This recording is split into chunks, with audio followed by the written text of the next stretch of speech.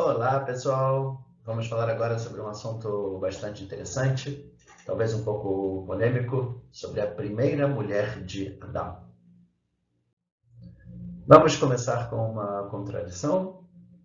No capítulo 1, Sefer Bereshit, aparece: E criou Deus o homem à sua imagem. A imagem de Deus o criou, masculino e feminino os criou. Parece daqui que no sexto dia da criação, quando teve a criação do homem, já foi criado o homem e a mulher. Por outro lado, quando a gente chega no segundo capítulo de Bereshit, aparece uma outra história. E fala que não é bom que o homem fique sozinho, e vamos criar a mulher, e a criação da mulher a partir da costela de Adão. Parece que não foi criado imediatamente os dois juntos. Essa aparente contradição, a gente tem algumas formas de responder. Vamos agora para as respostas. Primeira resposta, no primeiro capítulo, a Torá conta que eles foram criados, e no segundo conta como foram criados. Foi criado o homem e a mulher, primeiro capítulo. Como foi a criação exatamente, a costela e tal, está explicado no segundo capítulo. Segunda explicação muito importante, muito interessante, aparece isso no Talmud, na nossa Torá oral, fala que no primeiro capítulo, Adão era constituído de duas pessoas, no mesmo corpo. De um lado homem, de um lado mulher. E no segundo capítulo ocorreu a separação. Isso porque, na linguagem da Torá, quando fala tsela, que a gente traduz como costela, na grande maioria das vezes que aparece isso na Torá, não é costela e sim lado. Ou seja, Adão era um ser que não era nem masculino nem feminino, era homem e mulher ao mesmo tempo, no mesmo corpo, e no segundo capítulo teve a separação, formando o homem e a mulher. Porém, a gente tem uma terceira explicação. No primeiro capítulo trata-se de outra mulher, chamada Lilith, que foi criada junto com Adão a partir da terra. No segundo capítulo, trata-se de Havá, que foi criada a partir do corpo de Adão. Essa é a história que a gente vai tentar explicar e se aprofundar um pouco mais. Como assim existia uma mulher antes de Havá? Por que a Torá não escreve claramente isso? Qual é a origem dessa história? E a gente vai ver algumas coisas bastante interessantes sobre esse assunto. Vamos começar com a história completa. A história completa aparece num livro chamado Ben Sirá. Ben Sirá era o neto do profeta Irmial. Vamos contar rapidamente a história. Ben Sirá foi chamado pelo rei da Babilônia, Nabucodonosor. O filho pequeno, neném, de Nabucodonosor estava doente. E ele virou para Ben Sirá e falou: ou você cura meu filho, ou eu vou estourar os seus miolos. Chegou Ben Sirá, ele viu a criança doente no berço, e ele pegou um pergaminho, escreveu 3 nomes nesse pergaminho, colocou no berço da criança e a criança se curou. Nabucodonosor, nesse momento, vira, fica assustado, espantado e fala: o que você fez? E aí, Ben Sirá contou uma história. Ele conta a história da criação do homem. E ele fala que inicialmente foi criado o homem e a mulher, os dois a partir da terra. Assim explica também a contradição que tem na Torá, a aparente contradição. No primeiro capítulo seriam 2 seres que foram criados a partir da terra. E no primeiro dia da criação começa a ter uma discussão. Quem dormiria por baixo e quem dormiria por cima? Tem opiniões que dizem que essa discussão está ligada com a própria relação entre o casal, quem estaria por baixo e quem estaria por cima. Tem opiniões que falam que não está ligado diretamente com a relação. Fato é que os dois começaram a discutir quem está por cima e quem está por baixo. No meio dessa discussão, a mulher, ela não gosta, ela pronuncia um dos nomes de Deus e ela sai do Gan Eden. Quando ela sai do paraíso do Gan Eden, Deus manda 3 anjos atrás dela para tentar trazer ela de volta, mas para não obrigar. E os 3 anjos vão e tentam convencer ela de voltar. E ela fala que não vai voltar. E o argumento dela é muito forte. Ela fala que ela sabe que o motivo que Deus criou a ela era para matar crianças, meninos até o 8º dia de vida, o Brit Milá, e meninas até o 12º dia de vida.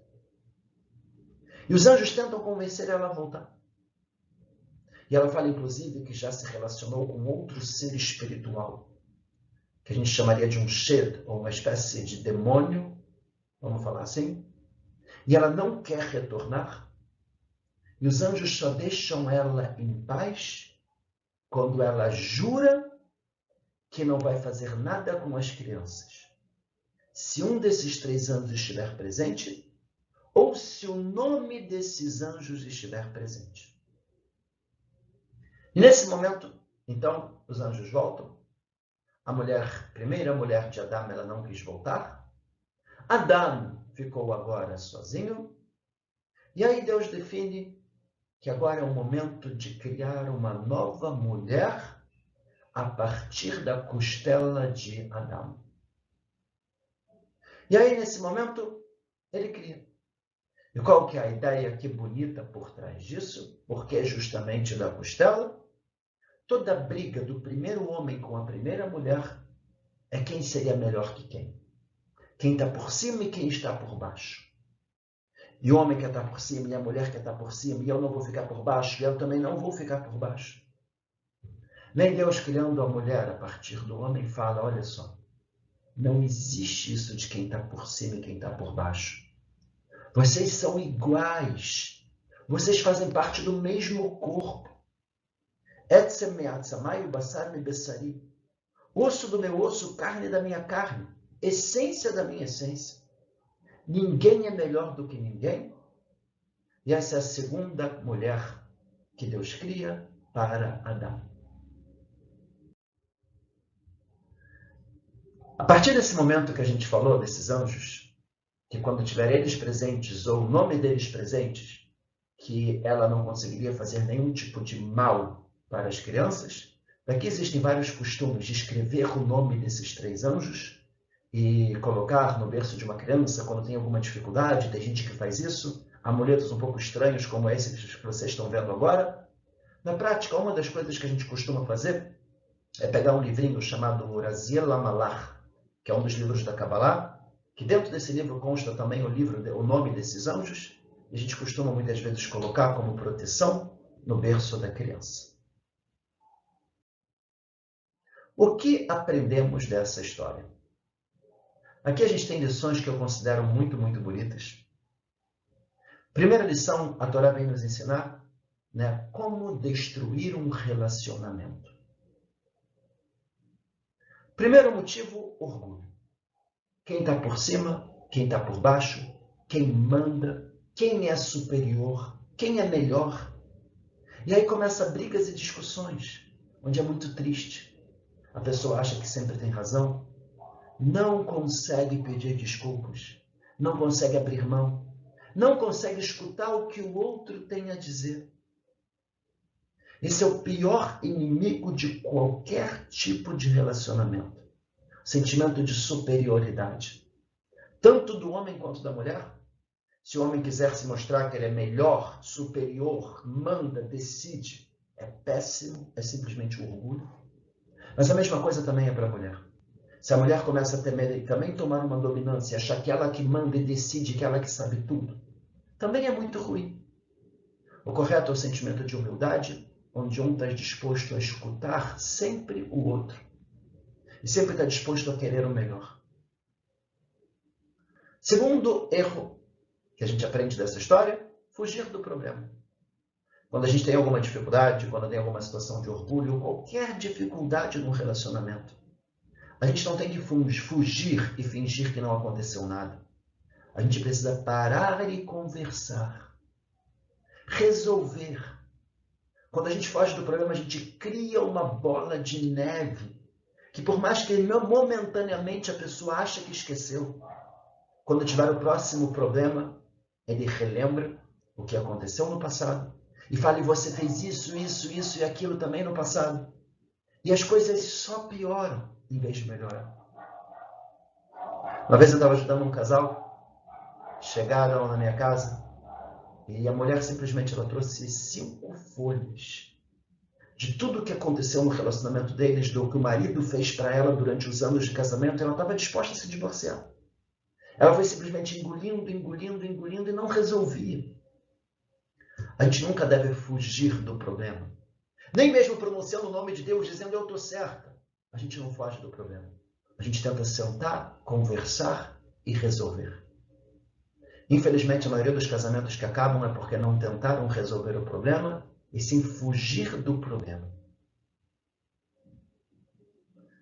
Terceiro item que a gente aprende muito bonito dessa história é quando a pessoa se fecha em sua verdade. Tipo, a mulher falou, eu não quero retornar. Eu sei que o motivo que Deus me criou foi para matar criancinhas. Deus iria criar ela para matar crianças? É claro que não. Mas às vezes a pessoa coloca uma verdade na sua cabeça, que ela considera aquilo como verdadeiro. E ela não está disposta a escutar ninguém.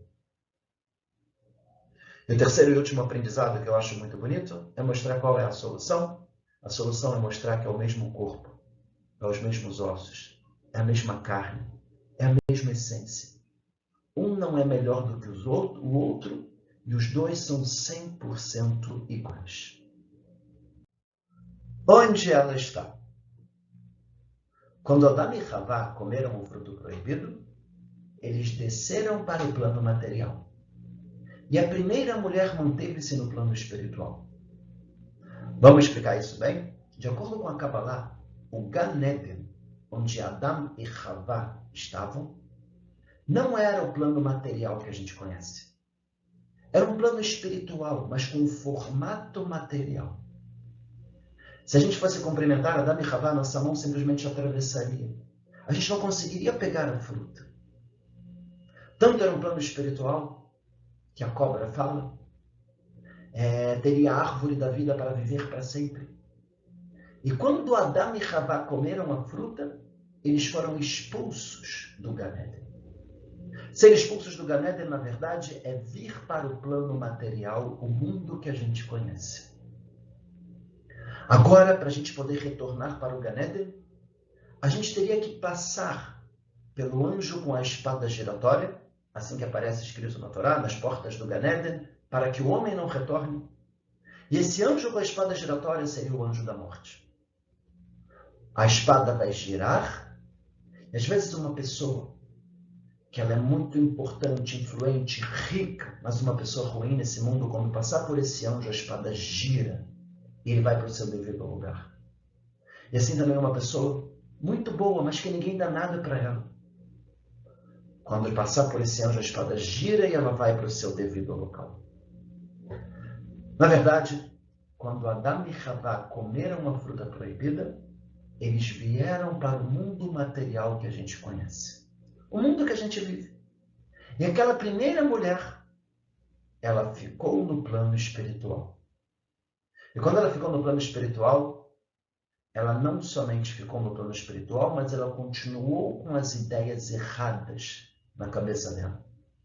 De fazer o mal, de prejudicar, de matar crianças. E por isso a gente vê ela como sendo um ser negativo, conforme a gente vai explicar já já. Vamos falar um pouco agora sobre os Midrashim. Midrash é uma das partes da nossa Torá oral, onde nossos sábios trazem muitos e muitos ensinamentos em histórias muitas vezes incríveis. Histórias às vezes um pouco loucas, inacreditáveis, sobrenaturais. E vamos ver como é que a gente deve lidar com esse tipo de história. Bem, o Rambam, o Maimônides, ele fala na introdução do Perek Helek, no Tratado de Sanedrim, ele fala que existem 3 formas da gente olhar os Midrashim. Primeira forma são as pessoas que olham o Midrash literalmente e acreditam. A pessoa vê às vezes uma história muito doida e fala, se está escrito na Torá, é verdade, é isso que realmente aconteceu? Ele fala que essas são as pessoas bobas, que acreditam em tudo. Segundo tipo, são pessoas que entendem que é literal e não acreditam. Essas são as pessoas que negam a Torá. Se está no Midrash, se está na Torá oral, como eu posso dizer que não é verdade? Mas ele fala qual que é o correto? São as pessoas que entendem que há uma sabedoria por trás. Nossos sábios quiseram muitas vezes escrever de forma metafórica. E às vezes uma mensagem incrível, às vezes até mesmo segredos da Kabbalah.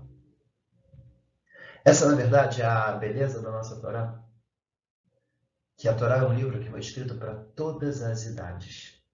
E às vezes você dá um midrash, uma história muito doida. E você pega uma criança, ela vai estudar e ela vai entender de uma forma literal. E conforme a gente vai crescendo, a gente vai se aprofundando, a gente vê que tem uma sabedoria incrível por trás. E que, na verdade, outras coisas que tem, que não é literal como está escrito. Normalmente, quando a gente tem alguma história muito doida, como é o caso da história que a gente está falando agora, não necessariamente a gente precisa ver isso de forma literal. E sim, talvez, ensinamentos muito bonitos do orgulho, de como é ruim quando tem um sentimento de superioridade por uma das duas partes, tanto pelo homem quanto pela mulher, da importância de resolver os problemas, da importância de conversar, não fugir dos problemas. Tem muitos e muitos ensinamentos bonitos que a gente teria aqui. Mas será que essa história realmente é literal ou não? A gente não sabe. Se é realmente como está escrito com todos os detalhes, é estranho.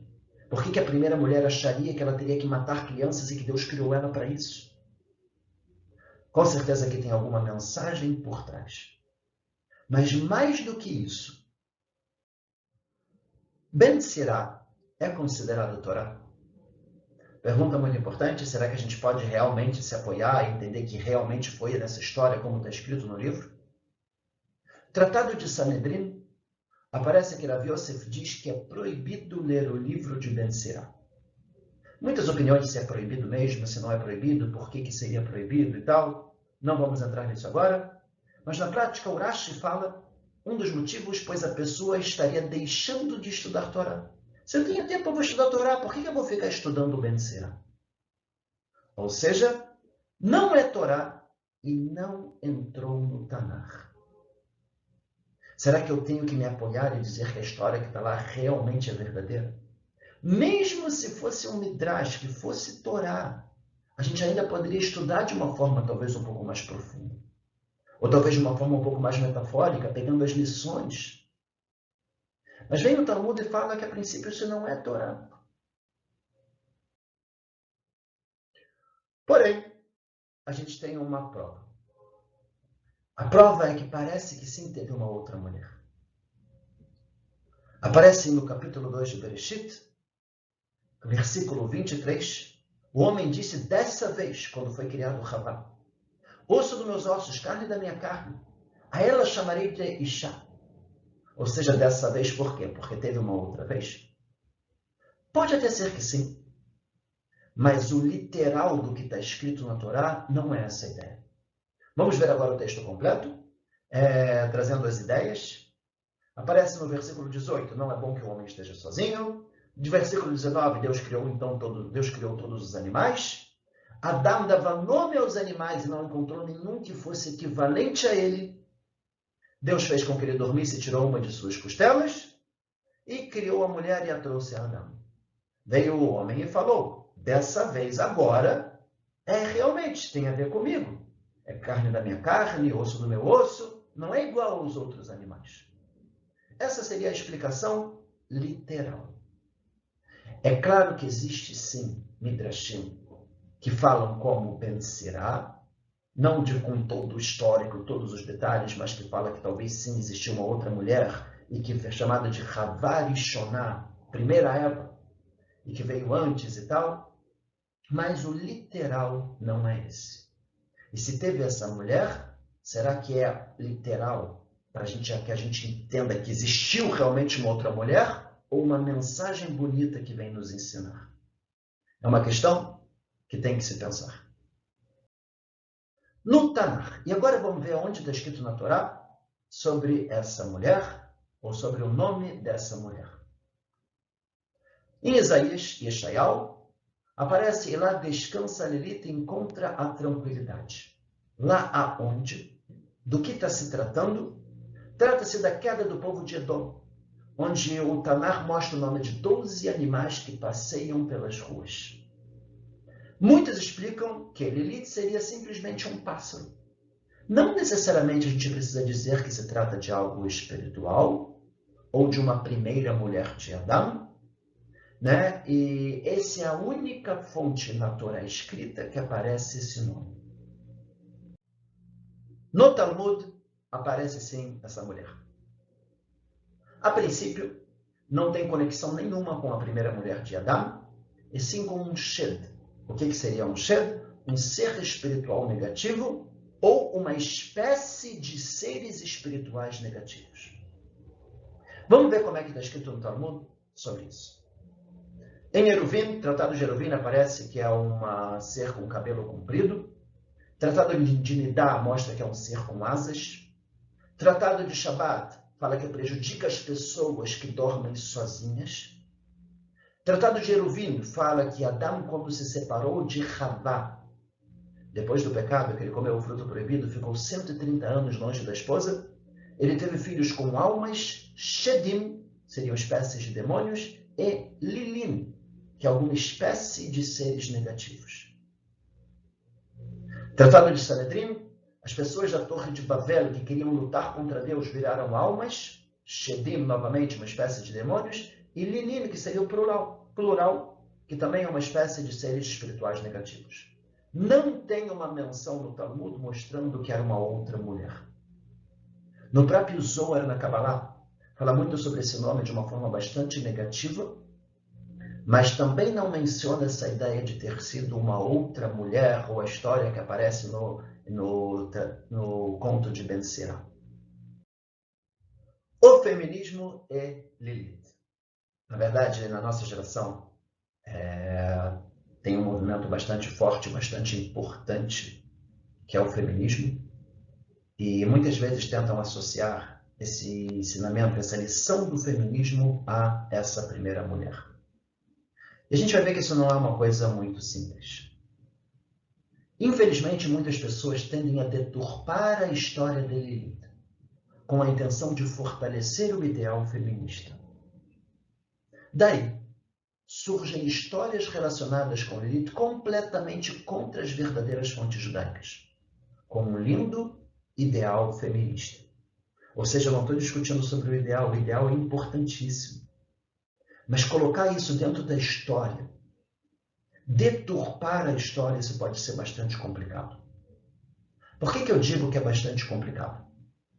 Por exemplo, nesses livros muitas vezes está dizendo que Deus criou a mulher simplesmente para se subjugar e servir o homem. E o homem queria realmente que ela servisse a ele e se subjugasse. E baseado nisso, ela se rebelou contra esse machismo. Pronunciou um dos nomes de Deus. Saiu do Ganed. E aí vem Deus e fala, volta para o seu homem para servir ele, senão você será castigada. Ou seja, um Deus também completamente machista. A criação completamente machista.